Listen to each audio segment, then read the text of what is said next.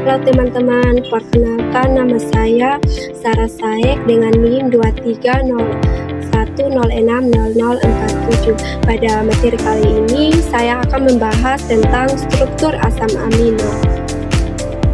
Asam amino adalah monomer penyusun protein yang berupa senyawa dengan gugus karbosil dan gugus amina. Nah, struktur umum asam amino ini di mana pada COO- itu dia merupakan gugus karbosil dan pada NH13 itu dia merupakan gugus amina, dan yang paling bawah yaitu R dia merupakan rantai samping. Fungsi asam amino. Nah, yang pertama itu dia sebagai menyusun protein. Nah, asam amino itu dia ibarat batu bata yang membangun rumah. Nah, rumah itu dia adalah protein. Nah, tubuh kita butuh protein untuk membuat otot, rambut, kulit, kuku, bahkan enzim dan hormon. Jadi setiap kali kita makan makanan yang berprotein seperti telur, ikan atau tahu, tubuh akan memecah menjadi asam amino, lalu disusun kembali menjadi protein baru sesuai kebutuhan tubuh. Yang kedua, dia membentuk enzim dan hormon. Nah, enzim adalah zat yang mempercepat reaksi kimia dalam tubuh. Contohnya enzim pencerna yang membantu kita mencerna makanan. Nah, enzim dan banyak hormon seperti insulin, adrenalin, dan terposin semuanya tersusun dari asam amino. Jadi, tanpa asam amino, tubuh tidak bisa mengatur metabolisme, kadar gula, atau reaksi kimia dengan baik. Yang ketiga, sebagai sumber energi. Nah, kalau tubuh kita kehabisan karbohidrat dan lemak, maka asam amino ini dia bisa dijadikan sumber energi cadangan. Nah, proses ini disebut sebagai glucogenesis, yaitu dia mengubah asam amino menjadi glukosa agar tubuh kita tetap punya tenaga. Jadi, asam amino ini dia bukan cuma buat otot, tetapi juga bisa dijadikan bahan bakar darurat tubuh. Yang terakhir itu dia membangun dan memperbaiki jaringan. Nah, asam amino ini juga berperan dalam pertumbuhan dan perbaikan jaringan tubuh. Misalnya, kalau kita terluka atau habis olahraga, tubuh kita menggunakan asam amino untuk membentuk jaringan baru dan memperbaiki sel yang rusak. Jadi bisa dibilang asam amino ini itu dia sebagai tukang bangunan atau tubuh kita.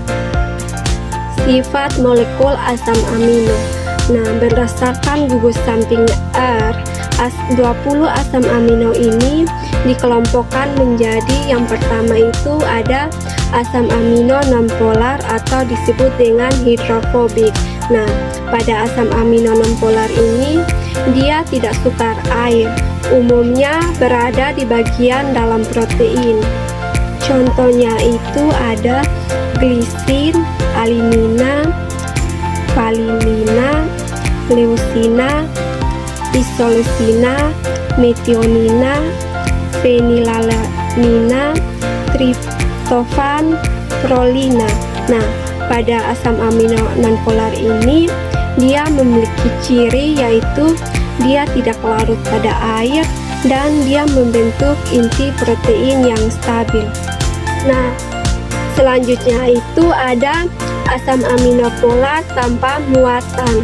Nah, pada asam amino polar tanpa muatan ini dia dapat membentuk ikatan hidrogen, sukar air atau bisa disebut juga hidrofilik.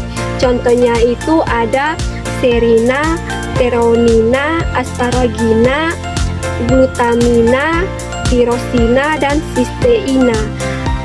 Nah, ciri khas pada struktur amino polar tanpa muatan ini dia bisa membantu membentuk ikatan hidrogen dan stabilitas struktur protein. Yang berikutnya itu ada asam amino bermuatan negatif. Nah, pada asam amino bermuatan negatif ini, dia mempunyai gugus R yang mengandung karbosil tambahan min COOH, atau contohnya asam asparat atau asam glutama.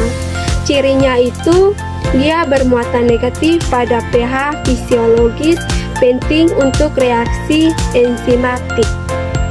Yang terakhir ada asam amino bermuatan positif atau basa.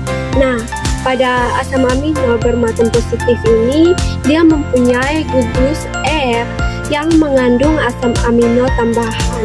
Contohnya itu adanya lisin, arginin, dan histidin. Nah, ciri dari bermuatan asam amino bermuatan positif ini, dia penting dalam pembentukan ikatan dengan DNA dan enzim. Berikutnya itu tentang protein. Nah, protein itu sendiri dia adalah polimer alami dari asam amino yang dihubungkan dengan ikatan peptida, dan dia memiliki berat molekul lebih dari 10.000 Dalton. Nah, pada protein ini dia memiliki struktur yang dimana terdiri dari primer, sekunder, tersier, dan kuartener. Nah, contoh struktur protein itu teman-teman bisa lihat pada slide tersebut. Ini adalah contoh dari gambar struktur protein di mana adanya sekunder, primer, tersier, dan kuartener. Berikutnya itu adanya ikatan yang terlibat dalam struktur protein, di mana pada struktur primer ini dia memiliki struktur 2 dimensi yang menggambarkan urutan asam amino dari suatu protein beserta ikatan peptidanya. Berikutnya itu adanya struktur sekunder. Nah, pada struktur sekunder ini dia memiliki 3 dimensi hasil pelipatan protein akibat ikatan hidrogen antara atom O karbosil dan N-amino. Nah, 2 jenis struktur sekunder ini adanya ahelix dan betasid atau paralel dan antiparalel. Yang berikutnya itu struktur tersier. Nah, pada struktur tersier ini dia memiliki 3 dimensi hasil pelipatan satu rantai protein akibat adanya ikatan hidrogen, ikatan ion, ikatan disulfida gaya van der Waals, dan ikatan hidrofobik. Yang terakhir itu adanya struktur kuartener.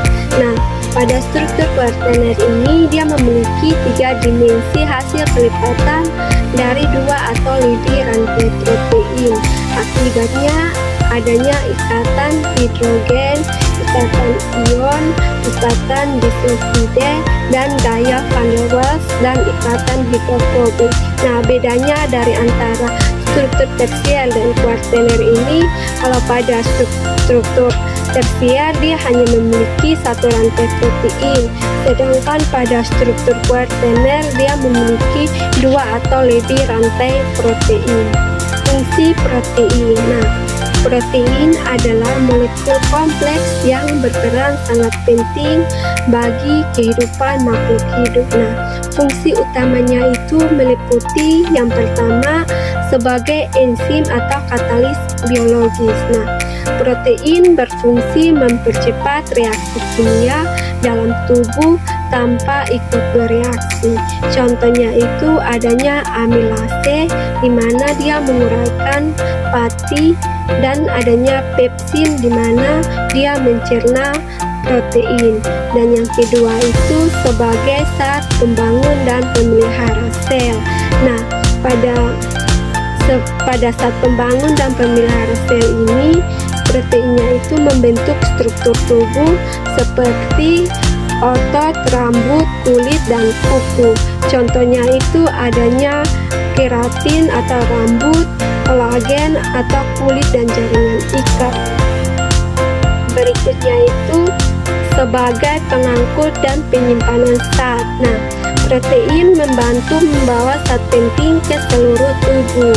Contohnya itu hemoglobin, di mana dia mengangkut oksigen, dan mioglobin, di mana dia menyimpan oksigen di otot.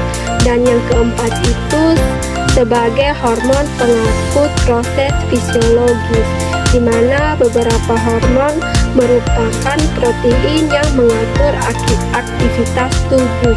Contohnya itu adanya insulin, di mana dia mengatur kadar gula darah dan glukagon. 4 molekul protein, di mana yang pertama itu makromolekul kompleks. Itu dia tersusun dari rantai panjang asam amino yang dihubungkan oleh ikatan peptida. Yang kedua itu dapat mengalami denaturasi. Nah, struktur protein dapat berubah karena adanya suhu tinggi, perubahan pH atau bahan kimia. Contohnya itu putih telur yang memadat saat dipanaskan. Dan yang ketiga itu larut dan tidak larut. Adanya protein yang larut dalam air atau albumin, dan ada yang tidak larut, yaitu contohnya kreatin atau kolagen. Terakhir itu adanya perbedaan protein struktural dan protein fungsional. Nah, pada protein struktural ini dia memiliki bentuk serat panjang atau fibrosa yang bersifat kuat, tidak larut dalam air, dan stabil karena berfungsi sebagai penyusun bagian fisik tubuh seperti jaringan dan sel.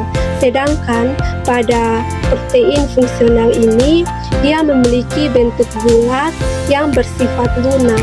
Jadi bisa larut dalam air dan mudah berubah atau tidak stabil karena berperan dalam proses reaksi kimia dan aktivitas biologi di dalam tubuh.